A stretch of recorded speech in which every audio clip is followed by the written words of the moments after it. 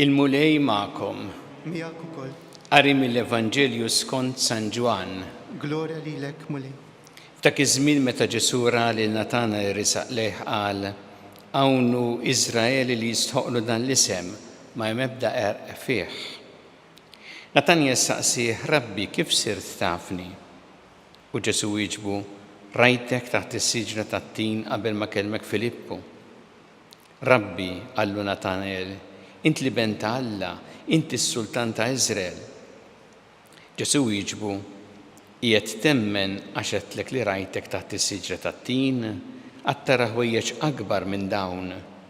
U żied jgħidlu: fis-sewwa ngħidilkom, qatt taraw is-sema miftuħ u l-anġli ta' Alla niżlin u tilgħin fuq bin il-bniedem. Il-kelma tal-mulej. Tifħir lilek Kristu. Il-kelma anġlu ġejja mill-kelma Griega angelos li tfisser messaġġier. Fl-Iskrittura l-anġli huma il-messaġġiera ta' Alla u it-tlieta li jissemmew b'isimhom li aħna nsejħu arkanġli huma propju dawk li qed nagħmlu l-festa tagħhom illum: Mikiel, Gabriel u Rafel.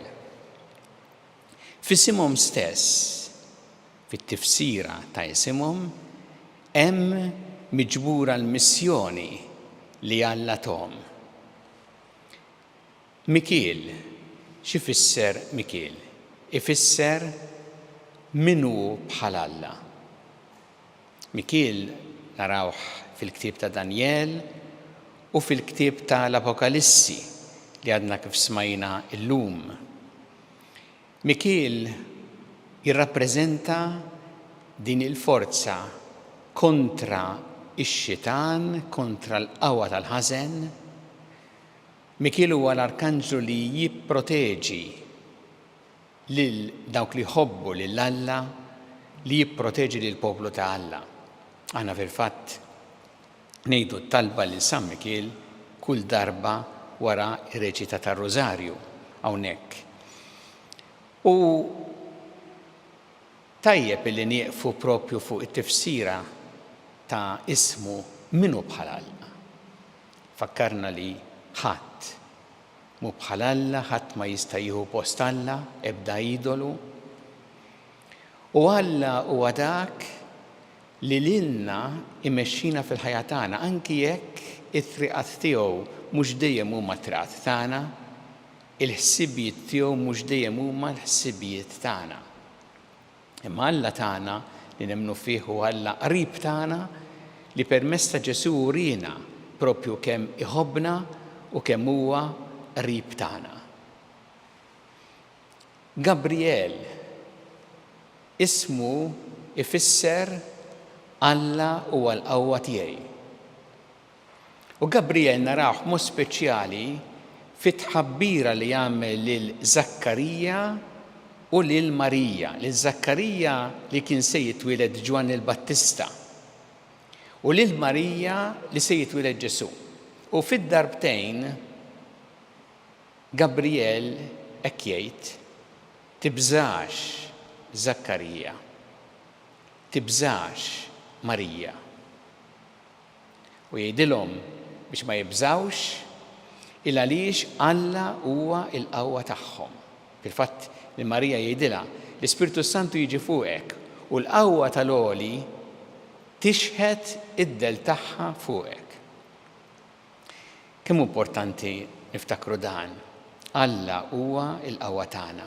U speċjalment niftakru dan fil-mumenti meta ninħakkmu bil-biża', fil-mumenti ta' dlam, meta ma nistgħux naraw xaq ta' dawl, fil-mumenti meta isna naraw diversi affarijiet jaqgħu fil-ħajja tagħna u nħossu dak it-toqol f'qalbna li niftakru Alla huwa l-qawwa tagħna biex imexxina l-qudiem, biex ma jħallinix nintrikbu mill-qtieħ ta' qalb. Rafel Ismu jfisser Alla li jfejjaq.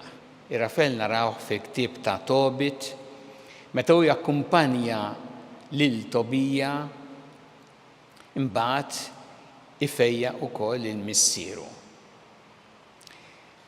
U aħna għandna bżonn dan il-fejqan, niftakru li Alla huwa dak li jfejjaqna, speċjalment il-fejqan minn ġewwa. Il-fejqan fir-ruħ tagħna għax aħna lkoll midinbin, u l-fejqan li jagħtina f'ħajjitna l-paċi u l-ferħ ta' Alla. U għalhekk tajjeb li llum f'din il-quddiesa nitolbu lil dawn it-tliet arkanġli, Mikiel, Gabriel u Rafael, biex lilna wkoll iwasslulna dan il-messaġġ li waslu fl-Iskrittura li tant huwa importanti għal ħajja tagħna. Biex aħna niftakru l-ewwel nett li ħatmu bħal Alla tagħna li huwa qrib tagħna li jħobbna, li Alla huwa l-qawwa tagħna illi jgħinna speċjalment fid-diffikultajiet tal-ħajja biex nimxu l-qudiem, u li Alla huwa dak li jfejjaqna li jagħtina s-saħħa li għandna bżonn, speċjalment is-saħħa minn ġewwa, s-saħħa fir-ruħ tagħna. Nitolbu biex dawn it-tliet arkanġli jakkumpanjawna fil-ħajja tagħna u biex niftakru li dejjem jagħtuna dan il-messaġġ sabiħ huma li huma il-messaġġiera speċjali ta' Alla. Speċjalment illum meta niftakru fl-anzjani, niftakru u nitolbu għall-anzjani biex huma jkollhom il-protezzjoni ta' dawn it-tliet arkanġli u għalhekk fil-ħajja tagħhom ikollhom dik l-għajnuna u l-appoġġ li jeħtieġu biex dejjem jimxu l-qudiem b'ħafna paċi fil-qalb u b'ħafna serenità.